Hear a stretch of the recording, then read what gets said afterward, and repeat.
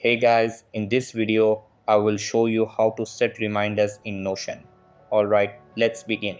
So, the first thing that you want to do is open up your preferred web browser. Over here, you can use any browser like Google Chrome.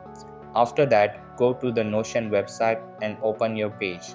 Then, to create a reminder on any section of a Notion page, type at remind followed by the desired date and time. Over here, once the reminder is set, the date will be displayed in blue on your page. After that, if you want to modify the reminder, click on the date and adjust the time or settings. Then, if you are using a database in Notion, click on a date field within your database entry. Over here, choose the remind option from the menu. After that, you can set the reminder for the same day, a day prior, 2 days prior, or even a week before the event. So that's basically how you can set reminders in Notion. And that's it for this video. If you found this helpful, consider subscribing and giving this a big thumbs up.